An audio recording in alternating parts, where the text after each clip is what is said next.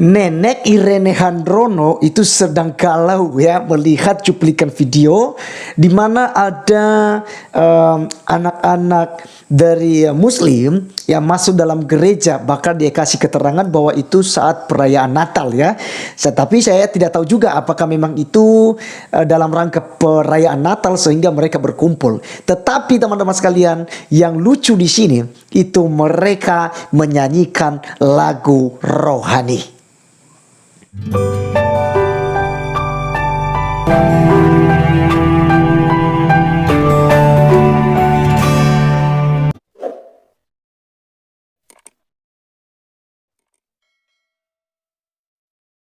Salam teman-teman sekalian, berjumpa kembali dengan saya Arif Gule di channel TV Laskar Kristus ini. Ini channelnya kita bersama.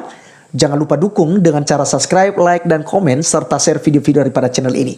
Pada kesempatan kali ini teman-teman sekalian, kita akan mendengarkan cuplikan video dari ceramah Ustazah Irene Handrono, atau biasa dipanggil sebagai Umi Irene. Teman-teman sekalian, tentu saja sosok Irene Handrono tidak asing lagi buat kita. Dialah yang mengaku-ngaku sebagai seorang biarawati walaupun putus di tengah jalan karena tertangkap basah ya, pacaran di dalam biarawati. Nah teman-teman sekalian, kita tidak membahas lagi tentang kehidupan daripada Ibu Irene Handrono, tapi saat ini kita lebih kepada komentarnya dan juga ceramahnya mengenai ketidakterimaannya ketika ada video anak-anak Muslim, ada yang pakai jilbab, ada juga yang pakai sarung, ada pakai peci ya, dan masuk dalam gereja. Seperti apa videonya teman-teman sekalian dan apa yang disampaikan oleh Irene Handrono? Kita lihat videonya berikut ini. Mohon maaf, antara anak-anak itu dalam waktu dididik oleh ayahnya, lebih banyak mana dengan dididik oleh ibu. Makanya nggak cuma-cuma predikat bahwa di bawah telapak kaki ibu itu surga. Nih.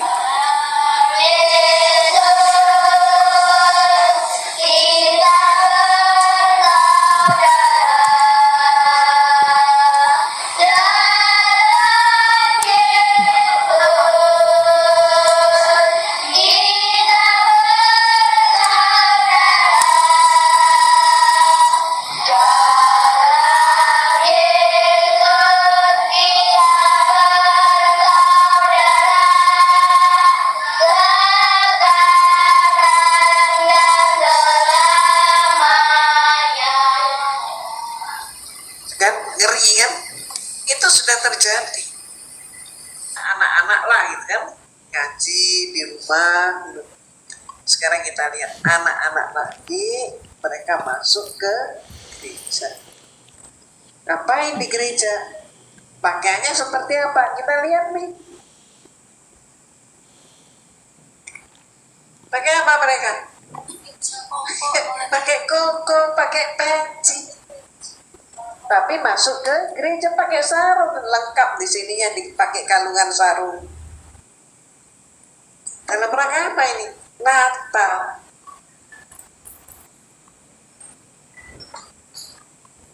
Mereka sengaja begini-begini nih, mereka sengaja. Ya teman-teman sekalian, itulah cuplikan videonya dan ini sangat membahagiakan sekali dan merupakan juga kabar baik buat kita. Jadi walaupun Kristen ini terus dihimpit, terus difitnah, terus dijelekin, dihina, dinistakan kitab sucinya, dikatakan bahwa sudah dipalsukan lah dan macam-macam ya. Teman-teman, kita melihat hari demi hari semakin banyak orang yang berbondong-bondong cinta akan Kristen. Dan ini bukan hanya sekali dua kali saya menyampaikan hal ini, karena ada beberapa video yang saya pernah posting di TV Laskar Kristus ini, di mana para ustadznya membenarkan hal itu, bahwa terjadi pemurtadan dan banyak orang masuk ke agama Kristen. Teman-teman sekalian, dari apa yang disampaikan oleh Ustadz Irene Handrono, bahwasanya ini ajaran gereja, inilah yang harus yang mereka lakukan, kristenisasi ya. Terserah dia mau ngomong apa. Tetapi poin penting yang akan kita bahas di sini, adalah lagu yang dibawakan oleh anak-anak tersebut, ya. Ada yang pakai jilbab dan juga yang pakai sarung sama peci tadi. Mereka menyanyikan lagu Dalam Yesus Kita Bersaudara. Dalam Yesus kita bersaudara. Dalam Yesus kita bersaudara. Ini lagu yang sangat memberkati, yang mengajak semua orang saling mengasihi. Dan inilah ajaran utama dalam kekristenan, bahwa kita harus mengasihi semua orang. Kita harus menganggap mereka sebagai saudara. Ya, bahkan kita diajarkan untuk tidak mengkontak-kontakan, ya. Berbeda dengan ajaran-ajaran para kandrun, ya, yang suka katakan bahwa jangan suka kepada orang kafir. Orang kafir itu tidak bersunat. Orang kafir itu kerjanya berzina. Jangan ikut tradisi orang kafir, kata Abdul Somad, ya. Ini sebenarnya kalimat-kalimat Ustadz Abdul Somad, teman-teman, ya. Kenapa saya menyinggung Abdul Somad di sini? Karena memang beliau orang hebat, ya. Hebatnya artinya dia masih belum bisa tersentuh dengan hukum, walaupun sudah terang-terangan melakukan penistaan agama terhadap orang Kristen. Nah, teman-teman, kita kembali kepada topik mengenai Irene Handrono. Ibu Irene Handrono, dengarkan baik-baik. Dalam kekristenan diajarkan hal berikut ini. Yohanes 13 ayat 34 berkata, Aku memberikan perintah baru kepada kamu, yaitu supaya kamu saling mengasihi, sama seperti aku telah mengasihi kamu, demikian pula kamu harus saling mengasihi. Nah, dalam lagu tadi diajar bahwa kita semua bersaudara. Nah, kalau kita bersaudara, maka kita harus saling mengasihi.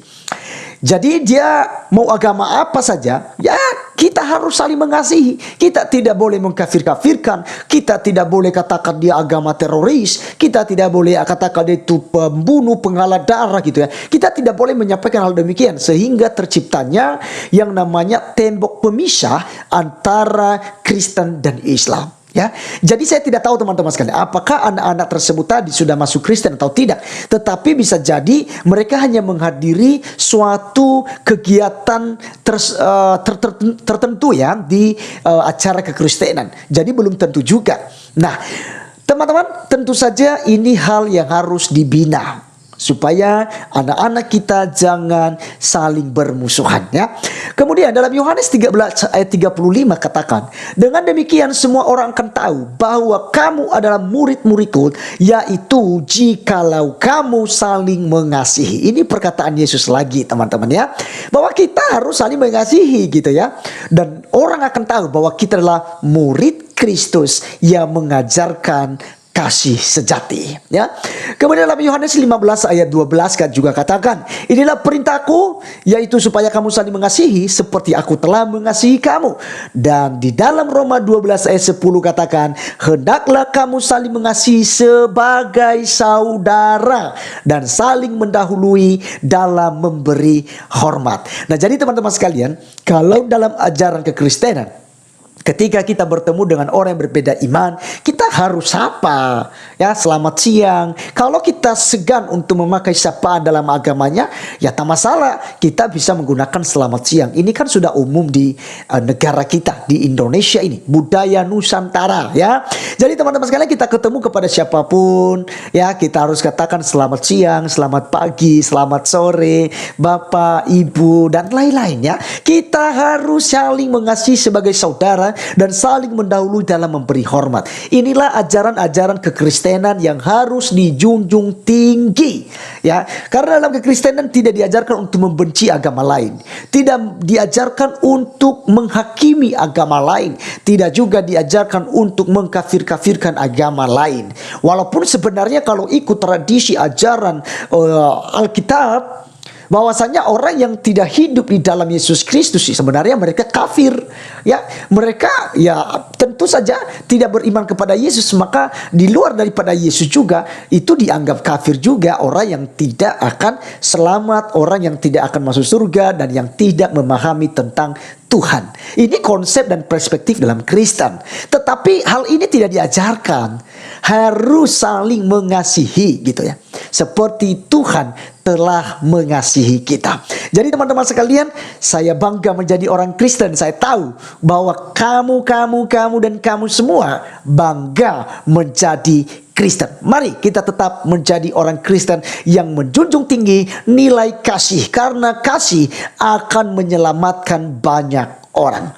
Sekalipun kamu bisa melakukan segala macam hal, punya pengetahuan yang banyak, punya mujizat, punya bahasa-bahasa yang begitu banyak, bahasa roh misalnya. Tetapi jika kamu tidak memiliki kasih, maka semuanya itu akan sia-sia. Tidak ada faedahnya.